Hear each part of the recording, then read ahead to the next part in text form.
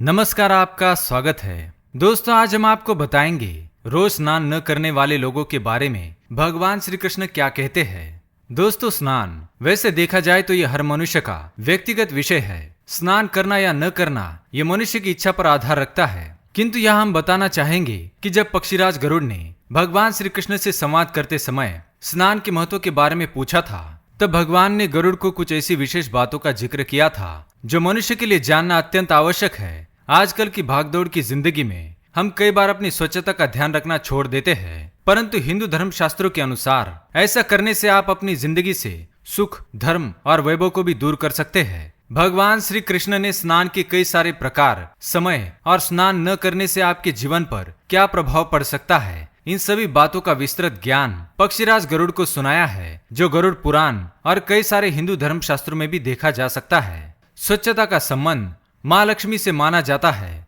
किंतु केवल घर की या चीजों की स्वच्छता ही नहीं, मनुष्य को प्राप्त शरीर की भी स्वच्छता उतनी ही जरूरी है। यदि आप भी अपने जीवन में धर्म अनुसार व्यवहार और आचरण करके ईश्वर की प्राप्ति करने के इच्छुक है, तो आप इस वीडियो को अंत तक जरूर देखिए। साथ ही वीडियो को एक छोटा सा लाइक जरूर करें और चैनल को सब्सक्राइब करना ना भूलें। तो आइए जानते हैं भगवान श्री कृष्ण ने स्नान के बारे में कौन सी महत्वपूर्ण बातें कही है। स्नान के लिए सबसे उत्तम समय ब्रह्म मुहूर्त बताया गया है। सूर्य देव से पहले उठकर जो व्यक्ति अपनी बाकी आवश्यक क्रियाओं को समाप्त करने के बाद स्नान आदि करता है, उसके द्वारा किए जाने वाले धर्म कार्य अवश्य सफल होते हैं। उसके कई सारे पाप दोष भी दूर होने लग जाते हैं। आपने शास्त्रों में पढ़ा होगा, सिद्ध ऋषि, मुनि और साधु आदि काल में ब्रह्म मुहूर्त में उठकर नदी या सरोवर में स्नान किया करते थे।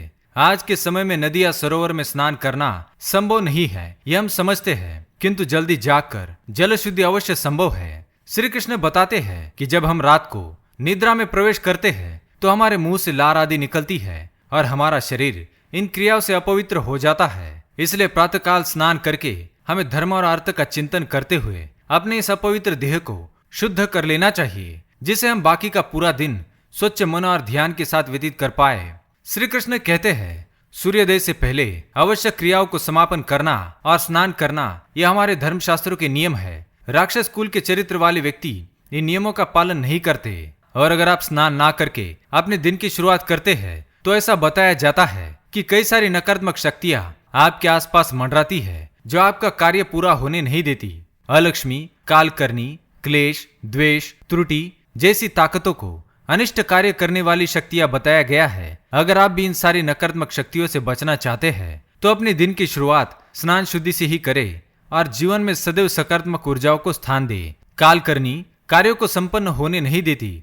वही अलक्ष्मी देवी को लक्ष्मी जी की बड़ी बहन माना जाता है, जो उनके विपरीत निर्धनता की देवी है। जहाँ लक्ष्मी जी स्वच्छता पर वास करती है, वही अलक्ष्मी और कालकर्णी मलिनता पर मोहित होती है, अर्थात गंदगी भरे स्नान पर निवास करना पसंद करती है। यदि आप प्रतिदिन स्नान नहीं करते तो आपके जीवन में इन शक्तियों का आगमन हो सकता है, और तो और आपके जीवन में द्वेष, क्लेश, बुरे स्वप्न, बुरे विचार जैसे कई गुण भी वास करने लगते हैं। भगवान श्री कृष्ण के अनुसार स्नान का सही तरीका यह है कि आप सबसे पहले अपने पैरों को जल से शुद्ध करें और फिर बाकी अंगों को और अंत में सिर को। इसलिए पौराणिक समय में नदी या सरोवर में स्नान की प्रथा थी, जिसमें सबसे पहले आपके पैर ही जल में प्रवेश करते हैं। इस तरीके को न सिर्फ धार्मिक दृष्टि से बल्कि वैज्ञानिक दृष्टि से भी स्नान का उत्तम तरीका माना गया है। स्नान करने के कई सारे प्रकार भी भगवान श्री कृष्ण ने बताए हैं, जैसे कि कायस्क स्नान। यह तरीका बीमार अथवा रोगी व्यक्तियों के लिए है, जिसमें सर पर जल डाले बिना गीले कपड़े से या जल की बूंदों से